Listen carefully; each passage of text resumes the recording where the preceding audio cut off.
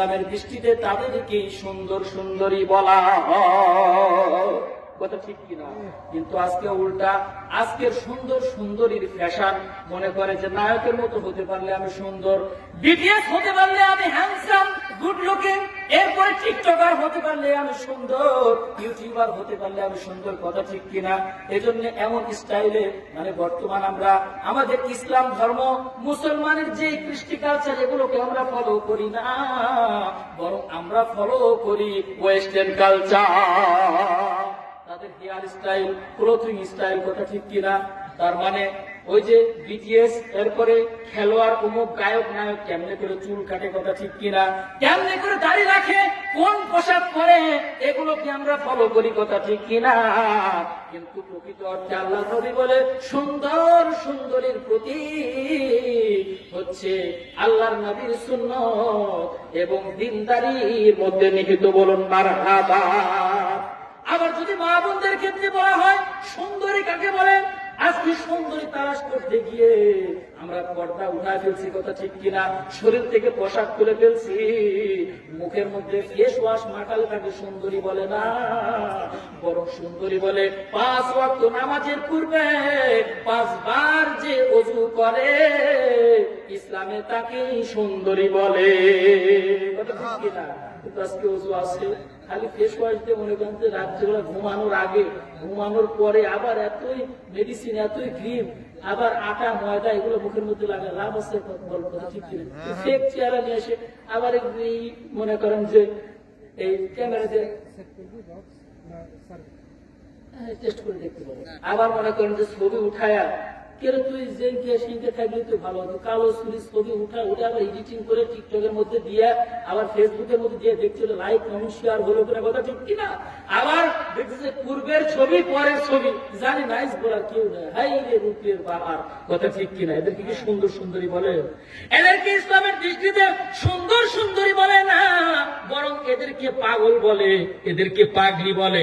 যারা দুনিয়ার পাগল, যারা অর্থের পাগল। কারণ একটি কথা খেয়াল রাখবেন, প্রকৃত অর্থে সুন্দর সুন্দরী তাদেরকে বলা হয় যারা ইসলাম মোতাবেক, যারা আল্লাহ রসুলের সুন্নত এবং পর্দা পুশিদার মধ্যে থাকে। কথা ঠিক কিনা? 2 নম্বরে আল্লাহ নবী বললেন জামাল মানে সৌন্দর্য দেখতে হবে, সুন্দর সুন্দরী দেখে এরপরে বিবাহ বন্ধনে আবদ্ধ দাও। কারণ তুমি যদি খালি রূপের সৌন্দর্য দেখে বিয়ে দাও, একটা মেয়ের মধ্যে তার সুন্দর, তার বাহ্যিক দৃষ্টিতে চেহারা সুন্দর, এরপরে গুড লুকিং, ফর্সা, এরপরে চুল বড় বড়, সব দিক দিয়ে পারফেক্ট, কিন্তু তার আচরণ যদি খারাপ হয়, এজন্য মুরব্বীরা বলে নদীর পানি ঘোলা ভালো আর জাতের মিয়া কালোই ভালো। এরকম ভাবে ছেলেদের ক্ষেত্রে যদি বলতে চায়, ও যুবক ভাইরা, তোমাদেরকে this is my request, not my order, তোমরা আজকে বিটিএস টিকটকার, এরপরে পশ্চিমা বিশ্বকে ফলো করো না, তাহলে তো ইহুদি খ্রিস্টান, বরং আমার নবীর সৌন্দর্যকে খেয়াল করো, 5 ওয়াক্ত নামাজি হও, নামাজি হও, পিতামাতার কথা শুনে লেখাপড়া মনোযোগ দাও। আর ছেলেদের অভিভাবকদের, পিতামাতাকে, অভিভাবকদেরকে বলবো, খবরদার টাকার জন্য, পয়সার জন্য, চাকরির জন্য আপনার কলিজার টুকরা মেয়েকে কোনো গাঁজাখোরের হাতে তুলে দিয়েন না। কথা ঠিক কিনা? আজকে অনেক সময় দেখা যায় বংশমর্যাদার দরকার নাই, বয়সের কোনো দরকার নাই, মাথায় চুলও নাই, টাকা আছে, চাকরি আছে, সুন্দরী মেয়ে বিয়ে দেয়। কথা ঠিক কিনা? মেয়ের লাইফটাই শেষ। টাকা পয়সায় কি মানুষের সবকিছু সুখের মূল? সবকিছু কিন্তু টাকা পয়সা মানুষকে সুখ দিতে পারে না। বলুন কথা ঠিক কিনা? সুখ তো এটা আল্লাহ তার তকদিরে লিখে দিচ্ছেন, প্রকৃত সুখ আল্লাহর হুকুম মানার মধ্যেই আছে। কথা ঠিক কিনা? কিন্তু আমরা খালি আজকে ওসিলার হিল্লা খুঁজে বেড়াই, আবার আল্লাহ লাগবে, হিল্লাও লাগবে। কথা ঠিক কিনা? আল্লাহ লাগবে, হিল্লা লাগবে, এটা কি কথা? সবকিছু তো করবেন আল্লাহ। বলুন কথা ঠিক কিনা? আমার ভাইরা, বন্ধুরা, গভীর ভাবে খেয়াল করবেন। আমি সমাজের বাস্তব কথাগুলো সংক্ষেপে তুলে ধরতেছি। বর্তমান সমাজে, বর্তমান আমাদের দেশে, আমাদের চারিদিকে গ্রামগঞ্জ বলেন আর শহর বলেন, সব জায়গায় এখন অশ্লীলতার ছড়াছড়ি, অশ্লীলতার সরাসরি। কথা ঠিক কিনা? ছেলে বাবার কথা শুনে না। কথা ঠিক কিনা? মেয়েও কথা শুনে না। বাবা মার মনের মধ্যে কত আশা, ছেলেকে লেখাপড়া করায় মানুষের মতো মানুষ করে ভালো একটা জায়গা দিয়ে দিবে, আবার মেয়েকে নিয়ে কত আশা, মেয়েকে একটা ভালো পাত্রস্থ করবে। কিন্তু অনেক ভালো ভালো ফ্যামিলিতে দেখা যায় মেয়ে এমন জায়গায় গিয়ে লাউ ডুবাই, বলে হাঁটু পানিতে লাউ ডুবাই, বেশি পানিতে ডুবাইলে একটা কথার কথা ছিল, এমন জায়গায় নৌকা ডুবাই, হাঁটু পানিতে নৌকা ডুবাই। বললো কথা ঠিক কিনা? একটা ছেলে একটা মেয়ে মানুষের মতো মানুষ হবে কখন? তার পিতা মাতা যদি তাকে সহি রাস্তায় পরিচালিত করে। বলুন কথা ঠিক কিনা? আমাদের পিতা মাতারও কিন্তু অনেক ত্রুটি আছে, কথা ঠিক কিনা? এজন্য আল্লাহ নবী বললেন, ও যুবক যুবতীর মা বাবারা, বিয়ের ক্ষেত্রে তোমরা 2 নাম্বার জিনিস দেখবে। জামাল মানে কি? সৌন্দর্য, দিনদারিত্ব খুঁজে বেড়াবে। আর 3 নাম্বারে তোমরা দেখবে ওয়ালি নাসবিহা, বংশ মর্যাদাকে তোমরা দেখবা, কেমন বংশের, কেমন মাইন্ডের, এই দিকে লক্ষ্য করে তোমাদের ছেলে মেয়েকে বিয়ে দিবা। আর 4 নম্বরে আল্লাহ নবী বলেন ওয়ালিদিনহা ফাযফার বিযাতিদ্দিন। আর 4 নম্বরে দেখো তার ভিতরে দিনদারিত্ব আছে কিনা। দিনদারিত্ব মানে কি? একটা ইয়াং ছেলে তার দিনদারিত্ব বলতে কি বোঝায়? সে 5 ওয়াক্ত নামাজ পড়ে কিনা, কথা ঠিক কিনা? এরপরে সে পিতা মাতার বাধ্য সন্তান কিনা, ঠিক কিনা?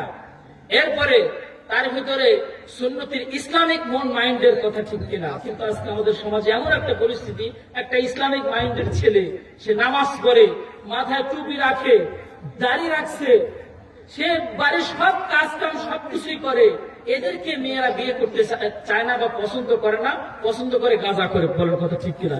সকালে গাঁজা খায়, বিকালে গাঁজা খায়, এদেরকে নাকি এদের চোখে কি ধুলা লাগছে, গাঁজা করার জন্যই পাগল হয়, হাত কাটে। বলুন কথা ঠিক কিনা? এবার সম্মানিত হাজিরিন, হযরতে খাদিজাতুল কুবরা যখন আমার নবীর সাথে বিবাহ বন্ধনে আবদ্ধ হয়ে গেলেন, এবার মক্কার কাফেররা দেখে বলে, খাদিজা, আমরা এত লোক তোমাকে বিবাহের জন্য প্রস্তাব দিলাম, তুমি কারো প্রস্তাব গ্রহণ না করে আব্দুল্লাহর ছেলে মুহাম্মদ, এই 3 ছেলেকে তুমি বিয়ে করলা। বুঝলাম না ইতিহাস, কি জন্য বিয়ে করলা? তুমি তো ঠকে গেছো। এবার খাদিজাতুল কুবরা ডাক দিয়ে বলে, না গো না, ও মক্কার নেতারা, আমি ঠকি নাই, আমি ঠকি নাই, বরং আমি তোমাদেরকে প্রমাণ করিয়ে দিব। একদিন হযরতে খাদিজাতুল কুবরা মক্কার কাফিরদেরকে লক্ষ্য করে বলল, ও মক্কার বড় বড় নেতারা, তোমরা যে বলতেছো আমি মুহাম্মদকে বিয়ে করে ঠকে গেছি, আসলে কি নবীকে বিয়ে করে ঠকছে না জিতছে? বিবাহের ক্ষেত্রে 2টা সাইড থেকে, হয় ঠকে না হয় জিতে, এরকমই তো হয়, তাই না? তো ঠকা জিতা, প্রকৃত ঠকছে কে? আমরা মনে করি যে ছেলে কিছু করে না বা জমা জমি নাই, বংশ, যে 4টা জিনিস বললাম এটা তো মাথায় রাখতেই হবে, তাই না? ঠকা, প্রকৃত ঠকা, জিতা, কারণ আল্লাহ নবীর চাইতে পারফেক্ট ম্যান, হ্যাঁ, Muhammad is the last prophet of the Muslim, সর্বশেষ সর্বসেরা মানব, সর্বযুগের সর্বশ্রেষ্ঠ মানুষ, এনার সাথে বিয়ে করে আর ঠকতে পারে? এবার হযরতে খাদিজাতুল কুবরা ডাক দিয়ে বলে, নেতারা, 1 নাম্বার প্রশ্ন করেছো তোমরা বিবাহের জন্য, যে তোমরা সৌন্দর্য নিয়ে, আমি তোমাদের প্রশ্ন করতে চাই, তোমরা আমার দিকে তাকাও আর একবার মুহাম্মদের দিকে তাকাও। আমি 40 বছর বয়সে, 25 বছর বয়সী একটা শিশু মুহাম্মদকে পাইছি, শিশু একটা ছেলে পাইছি, তাহলে বলো সৌন্দর্যের দিক দিয়ে কে জিতছে? এবার মক্কার বড় বড় নেতারা যখন একবার আমার নবীর চেহারার দিকে তাকায়, আর চেহারা ফিরাইতে পারে না, কারণ আমার নবী হচ্ছেন রাহমাতাল লিল আলামিন। আমার নবীকে আল্লাহ এত সুন্দর করে বানিয়েছেন। যখন নবী আমার মেরাজের রাত্রিতে আরশে আজিমে আল্লাহর বাড়িতে দিদার করতে যাবেন, তখন নবী আমার চাচ্ছিলেন জুতাটা খুলে নে। এবার আল্লাহ ডাক দিয়ে বললেন, হাবিবুল্লাহ, আপনার জুতা খোলার দরকার নাই। মুসা নবী তুর পর্বতের বাতাস লেগে, তুর পর্বতের ছোঁয়ায় মুসার জীবন ধন্য হয়েছে, আর আপনার জুতার ধুলায় আরশে আজিম ধন্য হয়েছে। আল্লাহু আকবার বলুন। এবার মক্কার কাফেরদেরকে ডাক দিয়ে বলে, ও মক্কার বড় বড় নেতারা, তোমাদের 2 নাম্বার প্রশ্ন তোমরা অর্থ সম্পদ নিয়ে করেছো, তাহলে এই ক্ষেত্রে যদি তোমরা বলতে চাও, এবার নেতারা বলতেছে খাদিজা, এবার তো তোমরা ঠকে গেছো, এবার তো এই ব্যাপারে তুমি ঠকে গেছো, কারণ এতিম মোহাম্মদ তার জায়গা নাই, জমি নাই, টাকা নাই, পয়সা নাই, তাহলে এই ক্ষেত্রে তো তুমি ঠকে গেছো। এবার হযরতে খাদিজাতুল কুবরা ডাক দিয়ে বলে, ও মক্কার নেতারা, যদিও মোহাম্মদের টাকা নাই, পয়সা নাই, এরপরে আমি বিয়ে করছি, তবে আজকে আমি তোমাদেরকে সাক্ষী রেখে আমার যত ব্যাংক ব্যালেন্স, টাকা পয়সা, জমি জমা সবকিছু আমি মোহাম্মদের নামে রেজিস্ট্রি করে দিলাম। আল্লাহু আকবার। এবার এই ধরনের প্রশ্ন যখন করছেন, এবার সৌন্দর্য নিয়ে প্রশ্ন, এই দিকেও খাদিজা জিতে গেলেন। এজন্য আল্লাহ নবী বলেন, আমি যখন খাদিজাকে বিয়ে করলাম, যেই ঘরের ভিতরে আম্মাজান খাদিজা এবং আমার নবী বসবাস করতেন, ওই ঘরের মধ্যে বাবা এসি ছিল না, টিভি ছিল না, ফার্নিচার ছিল না, দামি দামি আসবাবপত্র ছিল না, সামান্য একটা ভাঙ্গা কুঠির ছিল, কিন্তু এই ঘরটা ছিল জান্নাতের বাগান। কথা ঠিক কিনা? আর আজকে আমাদের বাড়িতে, আমাদের ঘরে খাবারের জিনিসের অভাব নাই, ফ্রিজ আছে, ফ্রিজের মধ্যে খাদ্য গোস্ত ধরতেছে না, এরপরে আসবাবপত্র থেকে শুরু করে সবকিছু, টাকা পয়সা, সোনা দানা সব ঘরের মধ্যে আছে, কিন্তু আমাদের ঘরের মধ্যে অনেকের শান্তি না। ঠিক না ঠিক? এর এক নাম্বার কারণ হচ্ছে আমাদের ঘরের মধ্যে কোরআন নাই। কোরআন নাই মানে আলমারিতে সাজানো আছে, এক বছরে ওটা খুলেনি, ওই কোরআনের উপরে মনে করেন যে 1.5 ইঞ্চি ধুলা পড়ছে, ওটা ঠিক কিনা? কিন্তু কোরআন নাই মানে কি? কোরআন আছে কিন্তু কোরআনের জীবন আমাদের মাঝে নাই, নবীর সুন্নাত নাই। যেমন ছিলেন হযরতে হালিমা, যেমন ছিলেন ফাতেমা, যেমন ছিল আমার নবীর পরিবার, বৈবাহিক জীবনে যখন আমার নবী গেলেন, হযরতে খাদিজাতুল কুবরা রাদিয়াল্লাহু তাআলা আনহা, আমার নবী অথচ একজন মেয়ের কাছে, একজন মায়ের কাছে, তার কাছে দুনিয়াতে সব চাইতে মহামূল্যবান সম্পদ হচ্ছে তার স্বামী। কথা ঠিক কিনা? আল্লাহর নবী হাদিসের মধ্যে বলেছেন, মা বোনদের জান্নাতে যাবার রাস্তা অতি সহজ।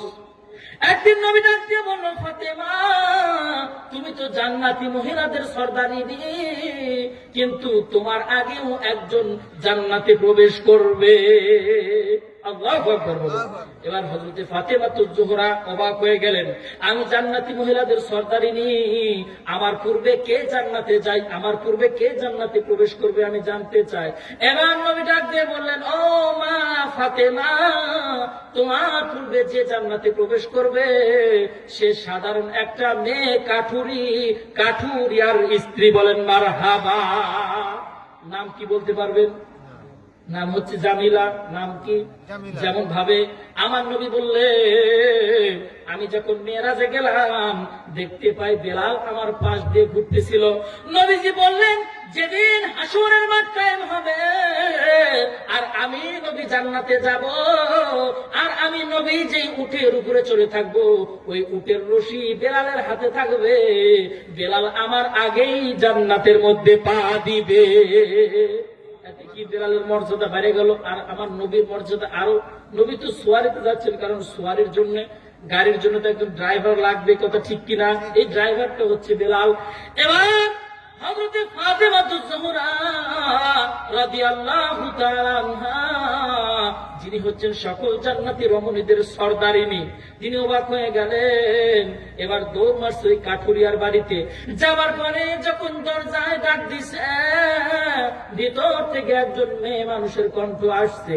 মেয়ে মানুষের কণ্ঠ যখন আসছে, এবার মা ফাতেমা ডাক দিয়ে বলে, ভিতরে কে? আমি হচ্ছি হযরতে ফাতেমা। এবার ভিতর থেকে ডাক দিয়ে বলে, ফাতেমা, আপনি আসছেন, এটা আমার জন্য বড় সৌভাগ্যের কথা। আপনি জান্নাতি মহিলাদের সর্দারিনী নবীর মেয়ে ফাতেমা আমার ভাঙ্গা ঘরে আসছেন, কিন্তু আমি আমার স্বামীর অনুমতি ছাড়া দরজা খুলতে পারবো না। সুবহানাল্লাহ বলবেন না? নবীর মেয়ে ফাতেমা আসছে, কত বড় পরহেজগার, বলতেছেন আমার স্বামীর অনুমতি ছাড়া দরজা খুলতে পারবো না। আর আজকে আমাদের মা বোনদের কি অবস্থা?